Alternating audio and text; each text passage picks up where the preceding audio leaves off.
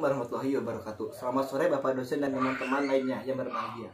Pertama-tama marilah kita panjatkan puji syukur kepada Allah Subhanahu wa taala karena telah memberikan rahmat, kesehatan dan keselamatan.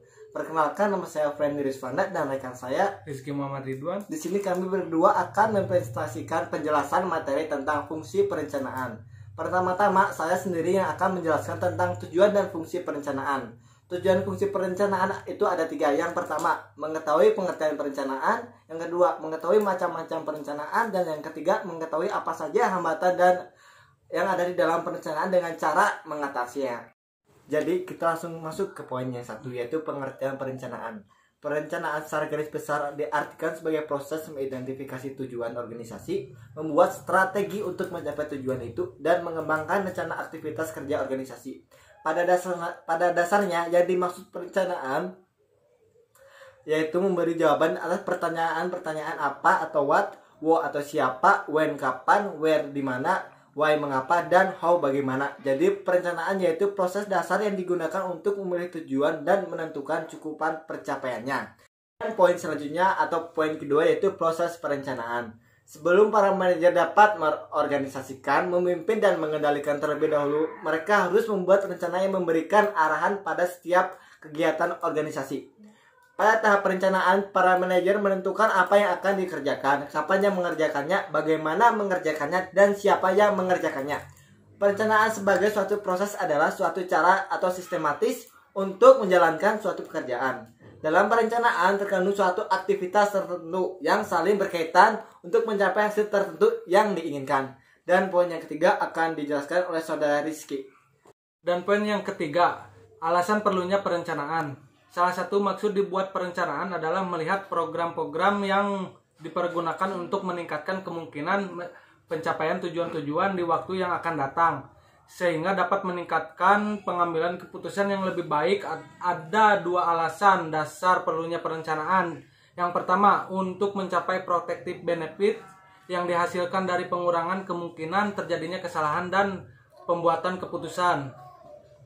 Yang kedua, untuk mencapai positive benefit dalam bentuk meningkatnya sukses pencapaian tujuan organisasi. Dan ada beberapa manfaat perencanaan adalah, yang pertama, membantu manajemen untuk menyesuaikan diri dengan perubahan-perubahan lingkungan. Yang kedua, memungkinkan manajer memahami keseluruhan gambaran operasi lebih jelas. Yang ketiga, membantu penempatan tanggung jawab yang lebih tepat. Dan ada beberapa juga kelemahannya.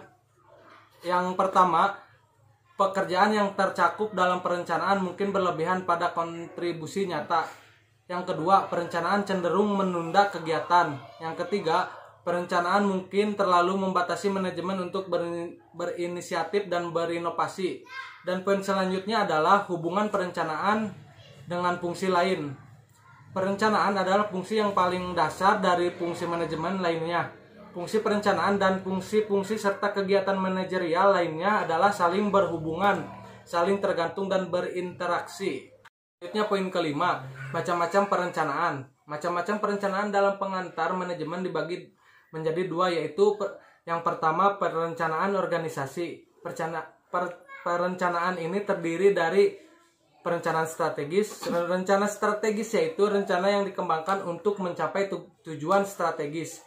Yang kedua, perencanaan taktis adalah rencana untuk mencapai tujuan taktis dikembangkan untuk mengimplementasikan bagian tertentu dari rencana strategis.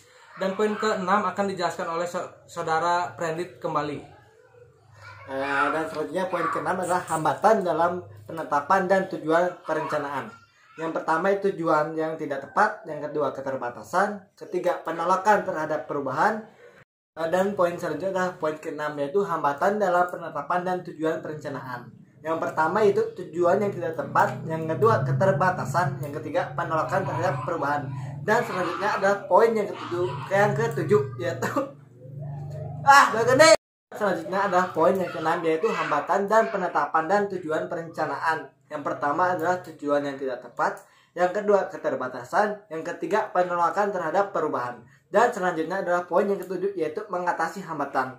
Poin pertamanya adalah pemahaman maksud tujuan dan rencana. Yang kedua, komunikasi dan partisipasi. Yang ketiga, konsisten atau revisi dan pembaruan. Jadi kesimpulannya adalah perencanaan merupakan tahapan paling penting di suatu fungsi manajemen, terutama dalam menghadapi lingkungan eksternal yang berubah dinamis. Dalam era globalisasi ini, perencanaan harus lebih mengandalkan prosedur, rasional, dan sistematis. Dalam perencanaan terdiri dari macam-macam perencanaan, yaitu perencanaan organisasi dan perencanaan kontingensi. Perencanaan organisasi terbagi menjadi 3, yaitu perencanaan strategis, taktis, dan operasional. Suatu perencanaan juga dapat berbagai hambatan dan penetapan tujuan. Hambatan tersebut antara lain tujuan yang tidak tepat, sistem penghargaan yang tidak tepat, penolakan terhadap perubahan dan keterbatasan. Sekian penjelasan materi tentang fungsi perencanaan dari kami berdua. Mohon maaf apabila banyak kekurangan dan penyampaian materi ataupun isi materi, karena kami di sini masih dalam proses tahap belajar. Terima kasih atas perhatiannya. Assalamualaikum warahmatullahi wabarakatuh.